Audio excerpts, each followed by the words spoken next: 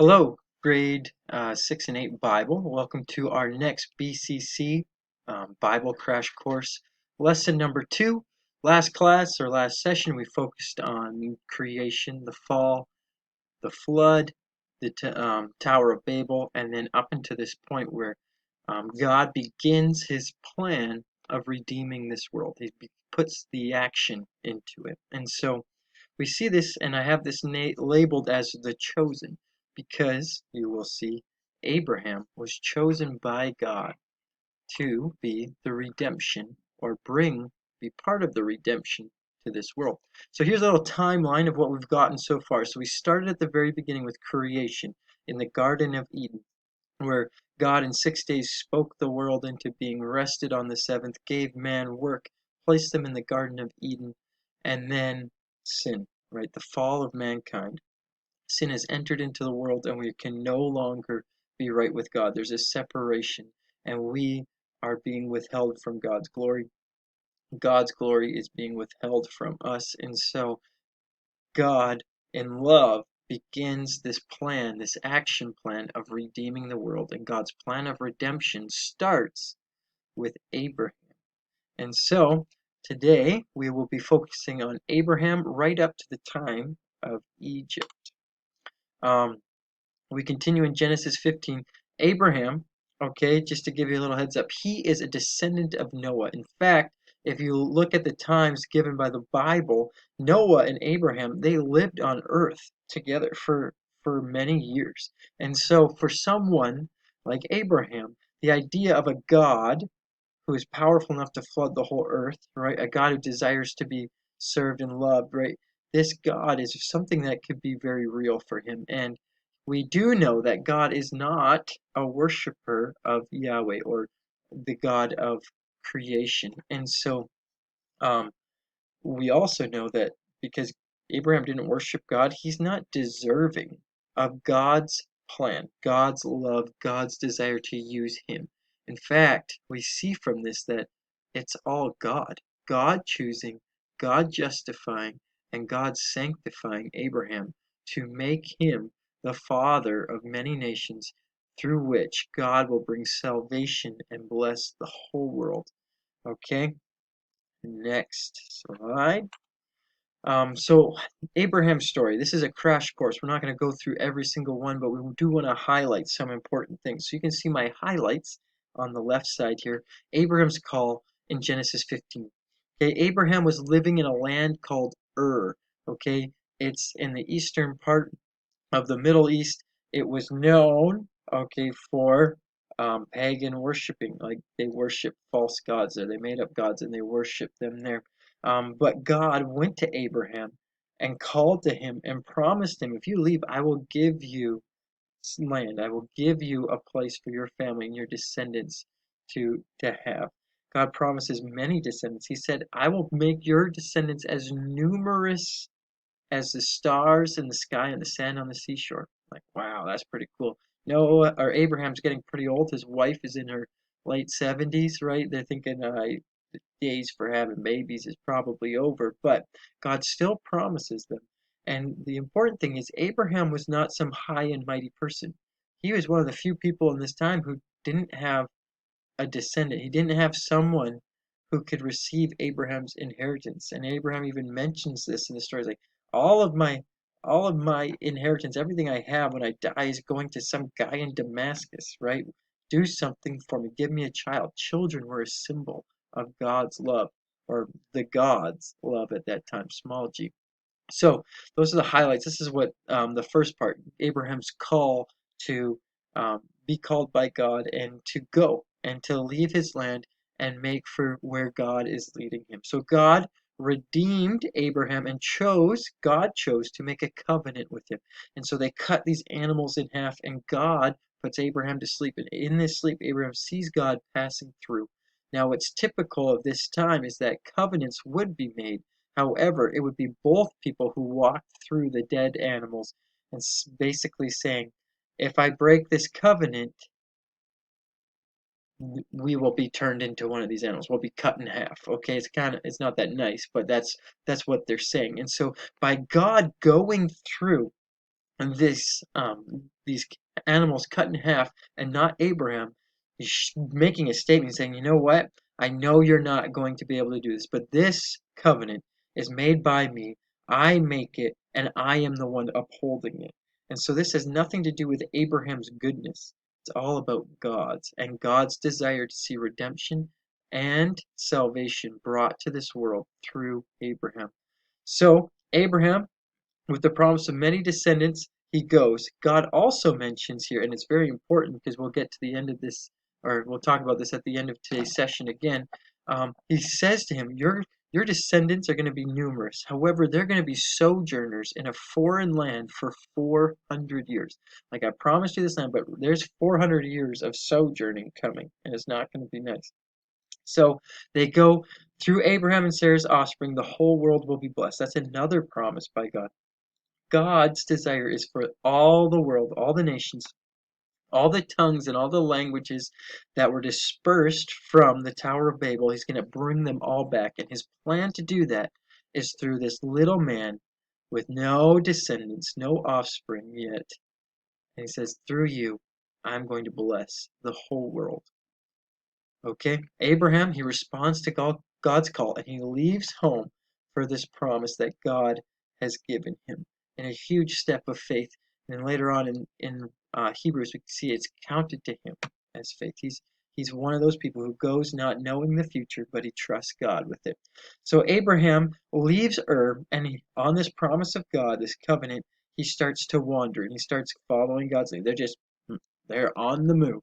Okay, God, during this time, we see in Abraham's wandering, we see how he doesn't trust God to provide. Okay, God has promised him a son through Sarah, okay, or Sarai. He doesn't trust God to do that, so he makes a plan with his wife to have another wife and have a baby with her so that this the covenant can continue through Ishmael, the son that was born to him through his concubine. So we see how he doesn't trust God. He questions it, and then we also see that he doesn't trust God to protect him. Okay, this is we don't see, or the first point is we see how he doesn't trust God to fulfill his promise of offspring. Okay, but we also see he doesn't trust God to protect him. Doesn't trust God to fulfill his promise of using him. And how we see this is when he goes to these foreign lands and he sees these kings and he's like, oh man, they're so scary. They got big armies. They'll probably want my beautiful 70-year-old wife.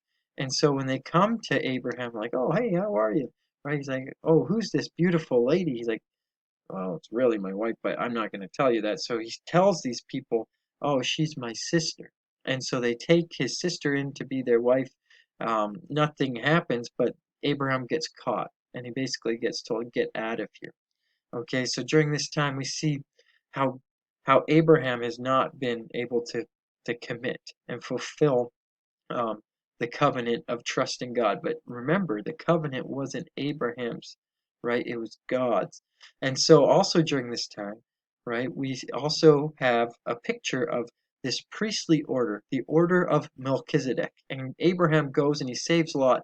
And while he's saving Lot from these people who captured him, he captures them, he takes all the loot, and he gives 10% of it to this strange priest called Melchizedek. Later on, we will get to this, but Melchizedek was, some claim to be the Jesus priest figure of the Old Testament, one who has no birthday, one no end, which would be incredible. But for our sake today, he is someone ordained by God. And Abraham meets him and he gives him a tenth and he is blessed by Melchizedek. Abraham saves Lot twice. Lot recaptures Lot from a big bad army, and then um, he prays on behalf, or he pleads on behalf of Abraham for God to save the cities of Sodom and Gomorrah for the sake of a few righteous. And God said he would. But God goes, tells Lot to leave. Lot leaves the city after some horrible things happen in the city. And as they're going, fire falls from heaven and destroys these two cities. Lot's wife turns around and sees after being commanded not to, and she turns into a pillar of salt. So what do we learn from this? What is the big story? How does this help? Why is this a part of our Crash Course Bible history? Well, God, even in Abraham's wandering and not trusting his protection, still works to protect him. He still blesses him. He still promises. And even though Abraham doesn't trust God to give him a son, he still does. He still gives Isaac. It's a miraculous birth, and promises, he promised, and he has given. He's given Isaac a son to fulfill this promise that through Abraham he'll have many descendants. And with this, God gives him a seal of his covenant, which is seen as circumcision. And so Abraham was circumcised, but then upon the birth of his children, they are circumcised in the seal of a covenant. It's those who are in the covenant who have this symbol of circumcision. So after Isaac is born, Abraham is tested. He's asked to go up to a mountain and sacrifice Isaac. So Isaac is um, helps him load up a donkey, and they go up to this mountain. And Abraham leaves his servants behind, and Abraham gets the sacrifice ready. And when it's time to put an animal on there, right, instead of it being an animal, Abraham ties up Isaac, places him on the altar, and is about to commit him to the Lord when God stops him and says, "You know what? You have followed me," and it was counted to him as faith. And so he tells Abraham again, he's like, do not harm the son. Okay, it's through this son that all the nations of the world will be blessed, and that's through Jesus, right? And this is also going back to the beginning that we learned about yesterday of how God is using Abraham, using this plan of redemption, not just to save mankind, but to extend God's glory through Jesus, through salvation, through his work to the ends and the corner of the globe. So Abraham has Isaac. Isaac grows up, and in Genesis 26, you can read the story of Isaac. Okay, he's a pretty good kid, I'd say, but he married a girl named Rebecca. Rebecca had twins, Jacob and Esau. Isaac blesses the younger and does the same thing as his dad. Actually, Isaac does. He pretends his sister is his wife. So, um,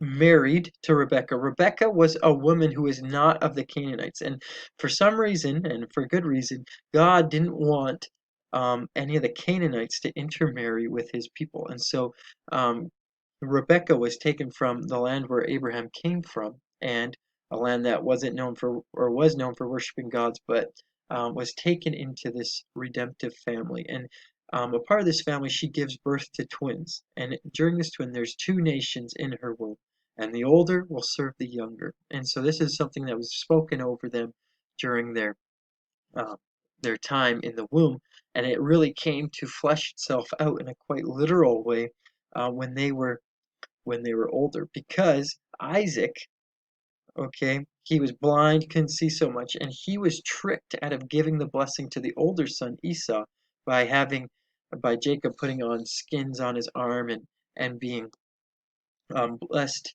by his blind father.